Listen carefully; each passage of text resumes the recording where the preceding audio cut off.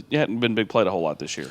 Yeah, I think the first thing you notice, obviously, was the big plays. They came out, hit us on a couple plays. And quite frankly, when you're playing a good team, a team that's as talented as the team we face, you know it's going to be some give and some take.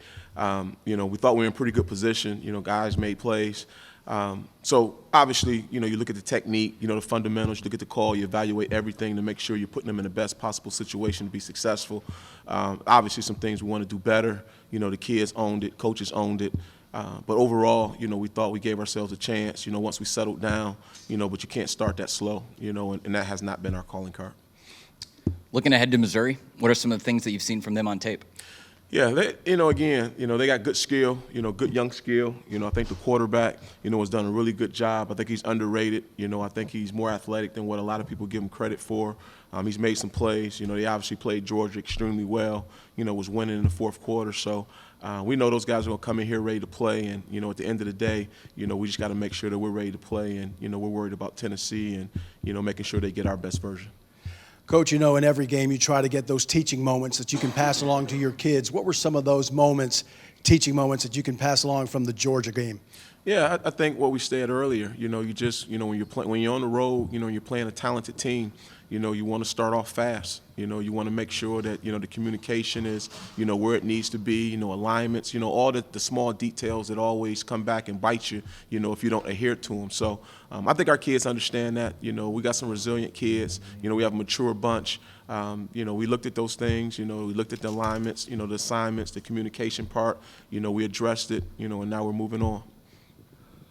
Coach, the secondary, you back-to-back weeks, you went that same lineup. Are you pretty settled and comfortable there? I know you like to rotate, when you can back there, but do you feel like Turnage and Slaughter are where you're best at right now at corner? And how settled do you feel like you finally are back there now that you're healthy? Yeah, we're kind of still working through it. I think those guys, and let me say it this way. I think we're always going to try to put the guys out there that's going to give us the best opportunity to be successful on Saturdays. And, those guys have been healthy, the last couple of weeks. And, they obviously have played well, the first week and obviously, to a degree this last week. So, getting Christian Charles back, getting him healthy, he'll factor in.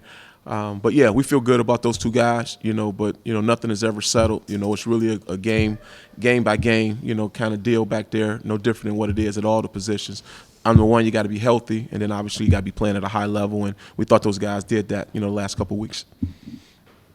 Jimmy and then Rick. Coach, what do you see out of Missouri's offense?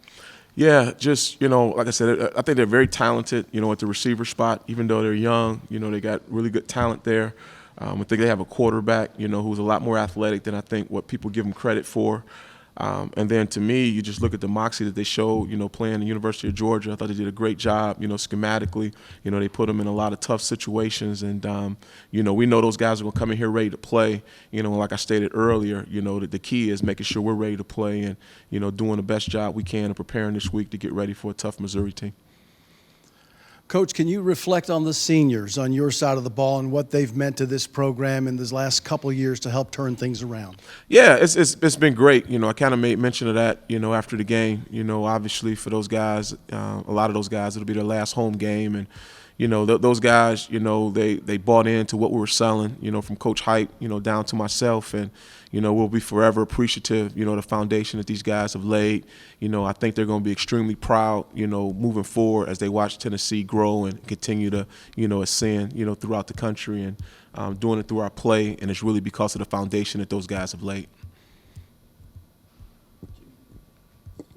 Coach, when you go against a mobile quarterback, what defines whether or not you try to play him straight up or you try to put a spy on him? Yeah, that's always, that's a great question. I think you have to, just like anything, you have to do some things and kind of mix it up. I don't think you want to do anything the whole time. These guys are too smart. The coordinators are too smart, so there'll be opportunities, obviously, that you want to spy and mirror them, but there are obviously going to be some opportunities where, you got to push 5 or 6 guys to try to get him on the ground. I think the reality of it is you just got to do a great job of trying to mix up the fronts, mix up the coverages, to try to keep them guessing, because if he knows exactly what he's seeing, he's liable to pull the ball down and just take off running, and, nobody wants to see that, let alone me. Coach, Georgia had a couple of big plays, pass plays early in the game in the first half. What happened on those plays, and how do you feel like your defense has done guarding the big play this season? Yeah, I think number one, I think we've been really good, against the big plays for the most part. When you consider, we do a percentage every week, in terms of how many plays we play, versus how many big plays we play, and we've graded out, pretty high most of the season. But going back to the Georgia game, to be quite honest with you, they made some plays. I felt like we were in a good spot, coverage-wise. I think we're, where we needed to be for the most part. Guys just made a great, contested catch, on both plays. And then the other big play that we gave up, we weren't where we needed to be. So that was obviously frustrating. But we know we're playing talented teams, and just about every team in this conference that we're seeing week in and week out is going to be talented. We just got to make more plays than we obviously give up. And looking forward to Missouri, obviously Burden is a receiver that they get the ball to in a lot of different ways. How important is he? Is slowing him down and knowing where he is for the game this week? It's really important. Those guys are talented. Like I said, I stated earlier, they're young, but they're extremely talented, athletic. They've played well in a lot of big moments for those guys, in their young careers. So it's important to know where those guys are, particularly the Burden kid. And, he's fast enough to tear the top off the coverage, but he's also athletic enough, when ball is in hand, to be able to make guys miss. So he's a good young prospect. Coach, there was on Georgia's side, they talked after the game about not giving Tennessee's offense layups. If a guy's beat, just grab and hold. Is that something that you guys have had conversations with your DBs about, that just take the 15 and play the next play if you're in a bad spot? Is that a mindset that's kind of growing in football? Yeah, I don't want to speak for everybody, but from my perspective, and I played defensive back. I know you probably can't tell, but, back in the day. Obviously, if you're beaten, you're going to give up a touchdown, yeah. You'd rather grab a guy and, obviously, let them call the flag and give us a chance to play again. But we probably talk a lot more about just having better technique, fundamentals, and making sure we're not in those situations. But, at the end of the day, the name of the game is to keep them out of the end zone at all costs. And, if you feel like you're going to give up a score, you best, do what you need to do to give us a chance to snap the ball again.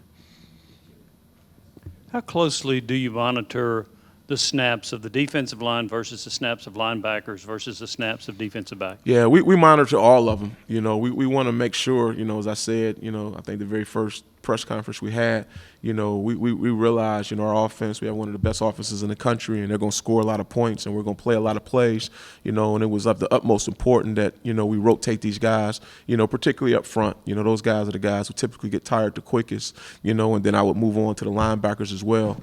We put a lot on those guys' plate, and, we're going to make sure those guys are fresh coming down this back stretch of the fourth quarters. And, we've really been able to, not really by design, but because of so many injuries we've had on the back end, we've really, put ourselves in a position where, a lot of guys have earned some trust, and we're able to rotate those guys a little bit more too, based on the experiences they've gotten earlier in the season. So, we want to rotate guys as much as possible to try to keep them fresh, and the more we can do it, I think it's great, obviously, for us to play fast at the end of games, but it also is great for the morale. So at the end of the day, they get what they earn. If guys are working hard, if guys are playing to the standard, and if they give themselves a chance to win in practice, we're going to give them a chance to play on play on Saturdays. Last two questions, Wes and Pat. Tim, it looks like, I think the past couple of weeks, maybe the tackle numbers for Juwan Mitchell have gone up a little bit. Is the ball just flowing his way more, or is he sort of being more active and doing some more things? I think Juwan's getting into a little bit of a rhythm. I like to think he's starting to, find his groove, so to speak. He's healthy. He's actually played pretty good, I think, the last couple of weeks. And I think, again, it's a combination of him being healthy. The way teams have tried to attack us to a degree, has put him in some situations where he needed to make some plays. And, and he's come through for us so far. So I'm proud of the direction he's headed. We feel like he has a chance to be a really good player in this program, and I think these last couple of weeks are starting to show what he can really do. Coach, you talked about the seniors, obviously working with Trey, who's been here 5 years, been ups and downs and all that stuff. What's it been like working with him, and can you talk about kind of his impact on the defense and the program? Yeah, it's been great. It's been awesome. Just like all the seniors, as I mentioned earlier, obviously, Trey's a senior. He's played a lot of football for us. He's been a warrior. You know, he's been banged up, you know, to a degree, you know, but he hasn't missed a rep. You know, he's always there. He's always trying to get better, you know. And to be quite honest with you, know, he's the type of kid that, you know, that you're looking for to represent your university. You know, he's a good kid. You know, he's a good student athlete, you know, and he's obviously a really good football player. So, you know, he's definitely going to be missed. You know, I feel like he's playing good football, you know, but more importantly, like I said, I like the kid, you know, I like what he brings to the table, you know, from a maturity perspective. So he's definitely leaving his mark. You know, he's playing his best ball his senior year, and I couldn't be more happy for him. Thank you, Coach. Okay. Thank you, guys. Thank you. All right.